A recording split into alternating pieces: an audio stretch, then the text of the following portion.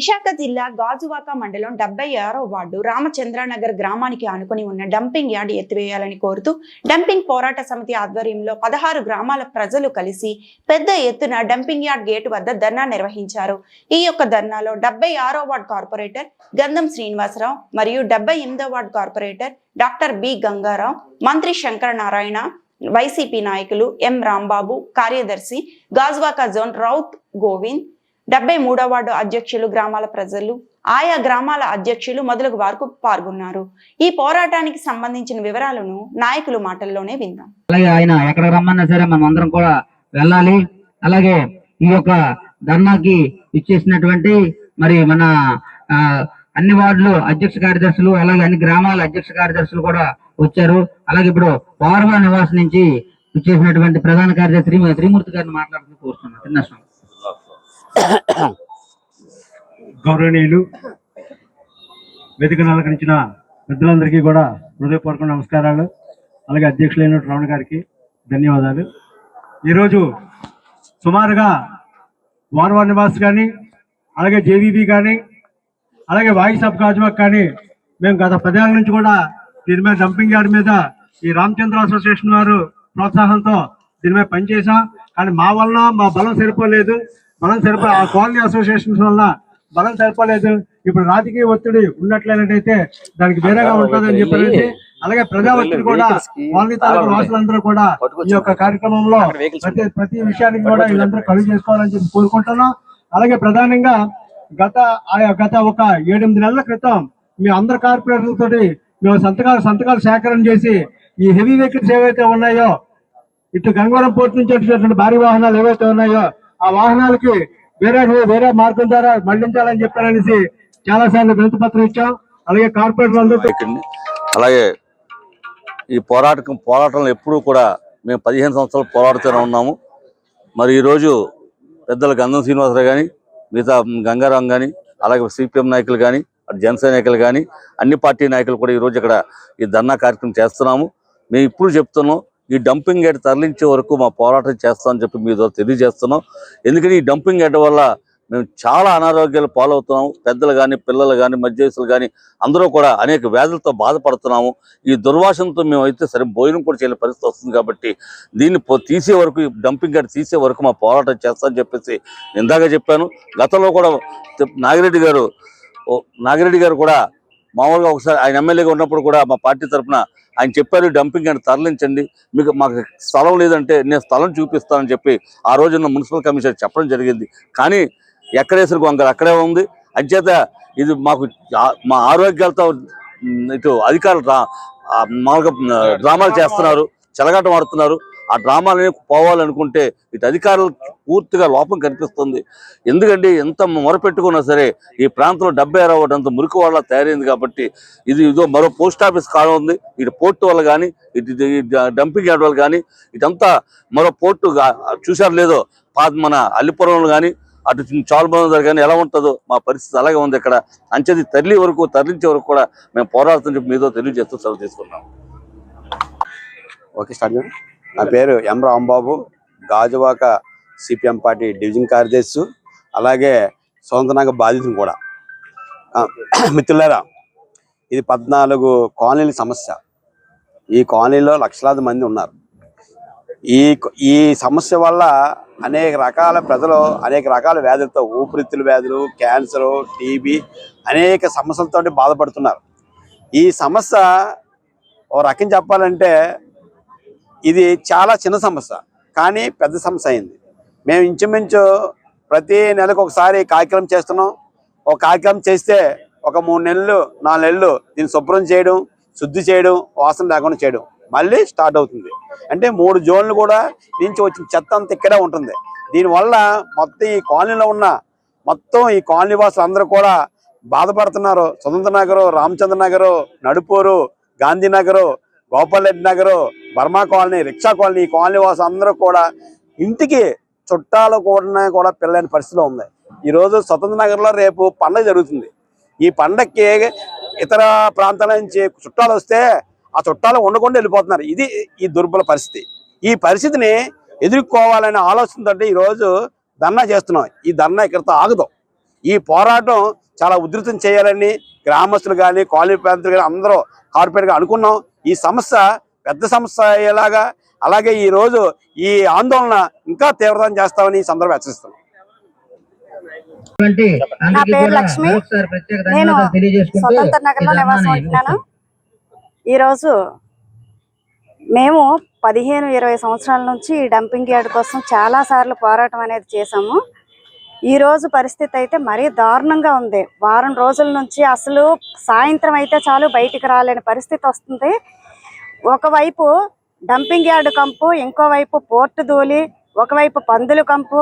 మేమైతే భరించలేని పరిస్థితి. మాది స్లమ్ ఏరియా అవడం వల్ల మమ్మల్ని పట్టించుకునే బాధలే లేరు. మేమైతే చాలా ఇబ్బందులు పడుతున్నాము. మేము ఇక్కడ స్వతంత్ర నగర్లో 250 మంది 300 వరకు ఉంటున్నాము నివాసం. మేమైతే ఎంత ఇబ్బంది పడుతున్నాం. సాయంత్రం అయ్యేసరికి అయితే మాత్రం ఇంట్లో నివాసం ఉండలేకపోతున్నాము. బయట ప్రశాంతమైన గాలి పీల్చుకొని కొన్ని ఏళ్ళ సంవత్సరాలు అయింది అనిపిస్తుంది మాకైతే మాత్రం. ఎక్కువ శాతం మంది అనారోగ్యాలకు గురవుతున్నారు. ఊపిరితిత్తుల ఇబ్బందులు అనేవి చాలా ఎక్కువగా వస్తున్నాయి. ఈ ప్రశాంతమైన గాలి లేక చిన్నపిల్లల నుంచి పెద్దవాళ్ళ వరకు ముసలోళ్ళు అయితే ఎలా బ్రతుకుతున్నారో అనే పరిస్థితి అనేది చాలా ఎక్కువగా ఉంది. మా ఏరియాలో చిన్న చిన్న పిల్లలకి అనారోగ్య పరిస్థితులు ఎక్కువగా ఉంటున్నాయి. ఈ అనారోగ్య పరిస్థితుల వల్ల కష్టపడి పని చేసుకునే వచ్చే కూలి ఈ హాస్పిటల్ ఖర్చులకు మాత్రమే వస్తుంది. చాలా ఇబ్బంది అనేది పడుతున్నాము. ఒకవైపు మా తినే తిండి కోసమే పోరాటం చేయవలసి వస్తుంది. ఇది సరిపోదు అన్నట్లు చెత్త కోసము, ధూళి కోసము జీవితాంతం మా పోరాటాలు, మేము తిండి కోసం పడితేనే సరిపోతుంది. పిల్లల చదువులు, భవిష్యత్తు అనేది ఆలోచించే పరిస్థితే లేదు. మా గురించి పట్టించుకునే నాదుడే లేదు. భవిష్యత్తులో అయినా ఈ డంపింగ్ యార్డ్ని ఎత్తకపోతే, ఇది ప్రస్తుతానికి నామమాత్రంగా చేస్తున్నాము. భవిష్యత్తులో ఈ డంపింగ్ యార్డ్ని తీయకపోతే మేము మా ఏరియా నుంచి మొత్తం జనాలు అందరం వచ్చి ఈ డంపింగ్ యార్డ్ దగ్గర కూర్చొని పోరాటం అనేది చేస్తాము. తీసే వరకు పోరాటం చేస్తాము. ఇది తీయకపోతే భవిష్యత్తులో పోరాటం చాలా ఉధృతం అవుతుందనేసి కోరుకుంటూ ధన్యవాదాలు. ఎవరైనా నాయకులు అంటే ఎవరు వచ్చి మేము ఇక్కడ పోరాటం చేస్తున్నప్పుడు వస్తున్నారు, వచ్చి మేము తీసేస్తాము, తరలించేస్తామని చెప్తున్నారు కానీ వెళ్ళిపోతున్నారు. ఇప్పటి వరకు అయితే మా గురించి పట్టించుకున్న వాళ్ళు ఎవరు లేరు. ఇప్పుడు ప్రస్తుతానికి మా వార్డు కార్పొరేటర్ ఈ పోరాటంలో ఉన్నారు. అలాగే గంగారావు గారు కార్పొరేటర్, 78వ వార్డు కార్పొరేటర్ వచ్చారు. అలాగే మేయర్ గారు దీంట్లో ఇది ఉంది. మేయర్ గారు రాలేదు, వాళ్ళ అసిస్టెంట్ పంపించారు. అది మిత్రులారా నుంచి ఏదైతే మన ఈ 76వ వార్డుకు సంబంధించి గాజువాక జోను కాకుండా ఇటు అనకాపల్లి జోను, ఇటు నార్త్ జోను సంబంధించి ఈ డంపింగ్ యార్డ్ ఏదైతే చెత్త వెహికల్స్ ఉన్నాయో అన్నీ కూడా తీసుకొచ్చి ఈ గాజువాక డంపింగ్ యార్డ్లోనే చెత్త తరలించి తీసుకొచ్చేయడం చాలా దుర్మార్గం. ఎందుకంటే ఆ రోజు ఒక గాజువాక పంచాయతీ కానీ గాజువాక మున్సిపాలిటీ అనే ఆలోచనతో ఇక్కడ చెత్త తీసుకొచ్చి తక్షణమే దీన్ని ఇమీడియట్గా దీన్ని తరలిస్తామని చెప్పి అప్పుడు అధికారులు చెప్పి కుంటి సాగులు చెప్పి ఇక్కడ డంపింగ్ యార్డ్ పెట్టడం జరిగింది. క్రమేపీ దాన్ని తీసుకొచ్చి ఇటు అనకాపల్లి నుంచి ఇటు షిప్యార్డ్ వరకు విస్తరించారు.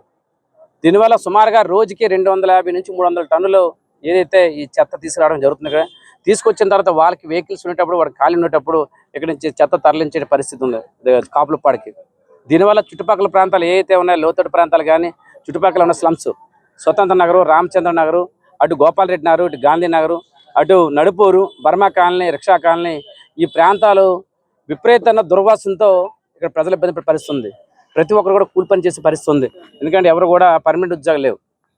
దాంతోపాటు ఈ మధ్యకాలంలో ఏదైతే స్టీల్ ప్లాంటు అది నష్టాల్లో ఉందన్న ఉద్దేశంతో మూసే పరిస్థితి తీసుకొచ్చి దాన్ని అక్కడున్న వర్కర్లను కూడా ప్రతి ఒక్కరు కూడా కాంట్రాక్ట్ వర్కర్లు ఎవరైతే వారందరూ కూడా మానిపించే పరిస్థితి ఉంది.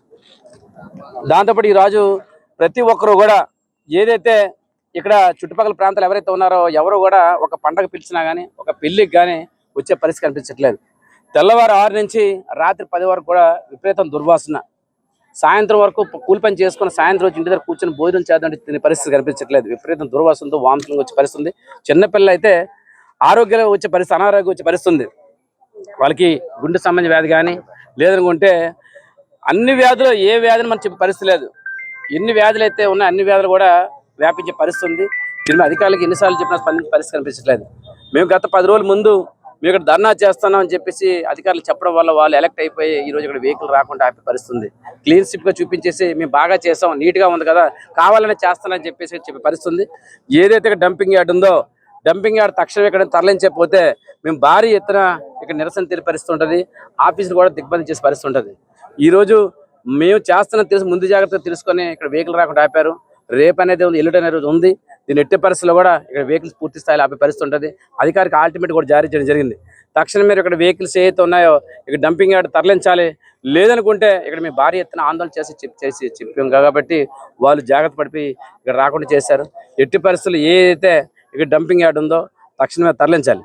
లేని పక్షంలో ఇబ్బంది పడే పరిస్థితి ఉంటుంది. ఈరోజు గ్రీవెన్స్ ఉంది, అటు కలెక్టర్ గారికి అదేవిధంగా మేయర్ గారికి కూడా వినతి పత్రం ఇచ్చి ఈ భారీ ఎత్తున ఇక్కడ టెంట్ వేయించి అవసరం వంట వార్పు కూడా చేసి ఇక్కడ ప్రజలందరూ అవేర్నెస్ తీసుకొచ్చి కూర్చోబెట్టి ఈ సమస్య పరిష్కారం అయినంత వరకు మేము అందరం కూడా పోరాడతాం. ఇటు సిపిఎం కానీ, ఇటు టీడీపీ కానీ, ఇటు జనసేన కానీ, ఇటు వైసీపీ కానీ, అన్ని బీజేపీ కానీ అన్ని పార్టీలు కూడా ఏకమయ్యి జేఏసీగా కార్యక్రమం చేస్తాం తప్ప ఏ ఒక్క పార్టీకి సంబంధం కాదు.